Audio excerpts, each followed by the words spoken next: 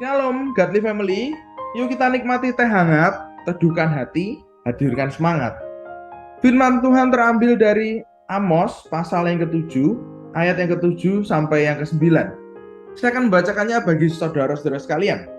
LAI memberikan judul bagian ini penglihatan ketiga, tali sifat. Demikianlah firman Tuhan, inilah yang diperlihatkannya kepadaku. Tampak Tuhan berdiri dekat sebuah tembok yang tegak lurus, dan di tangannya ada tali sifat. Lalu berfirmanlah Tuhan kepadaku, apakah yang kau lihat, Amos? Jawabku, tali sifat. Berfirmanlah Tuhan, sesungguhnya aku akan menaruh tali sifat di tengah-tengah umatku Israel. Aku tidak akan memaafkannya lagi. Bukit-bukit pengorbanan daripada Ishak akan dilicin tandaskan, dan tempat-tempat kudus Israel akan diruntuhkan. Dan aku akan bangkit melawan keluarga Yerobeam dengan pedang. Demikian jauh bacaan firman Tuhan. Berbahagialah bagi kita yang membaca, merenungkan, terlebih yang melakukannya dalam kehidupan sehari-hari. Saudara-saudara, sewaktu kecil saya pernah mengalami masa-masa pembangunan rumah. Saya senang mengamati tukang-tukang yang bekerja. Tidak jarang 1-2 kali saya membantu. Niatnya membantu, tetapi mungkin malah mengganggu.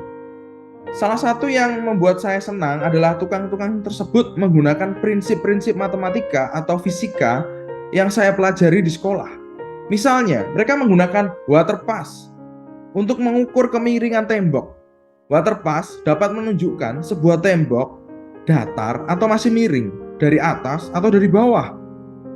Setelah tukang-tukang tersebut selesai mengukur kemiringan tembok, mereka menggunakan tali sifat untuk melihat kebengkokan tembok.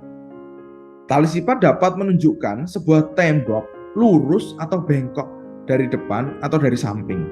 Kalau water pass dapat menunjukkan sebuah tembok datar atau miring, maka tali sifat dapat menunjukkan sebuah tembok lurus atau bengkok.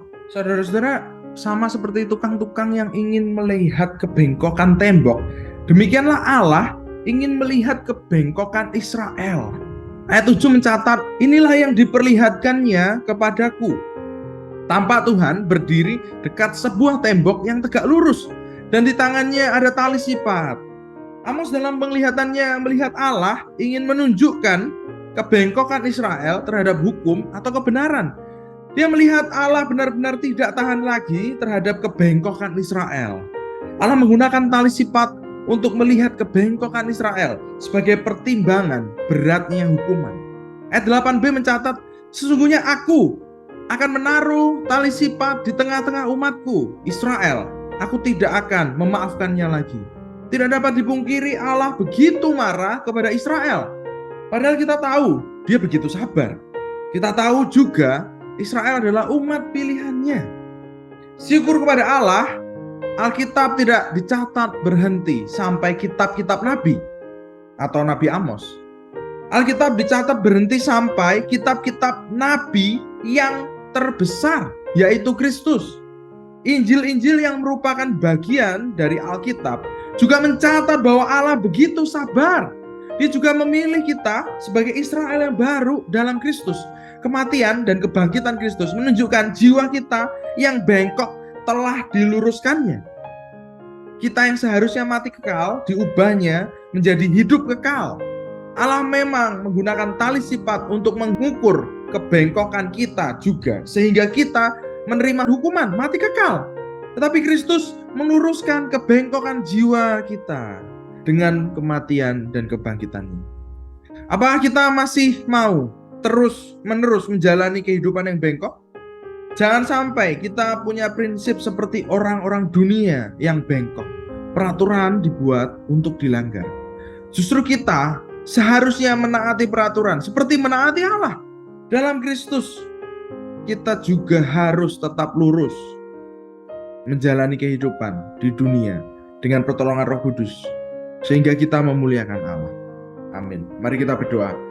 Terima kasih ya Allah, sekali lagi Engkau menyapa kami dengan firman-Mu. Tali sifat yang Kau gunakan untuk mengukur Israel di zaman Nabi Amos, Engkau juga pakai untuk kami di zaman ini, sehingga kami dapat melihat bahwa anugerah-Mu yang besar melalui Kristus harus dibarengi dengan tanggung jawab yang besar kami sebagai umat-Mu Israel yang baru. Ajar kami ya Roh Kudus dalam terang, untuk kami dapat hidup semakin serupa Kristus, memuliakan Allah di tengah dunia ini. Ini doa kami Tuhan yang mendengarnya. Jadi dalam nama Tuhan Yesus Kristus kami telah berdoa dan akan syukur. Amin. Tuhan Yesus memberkati.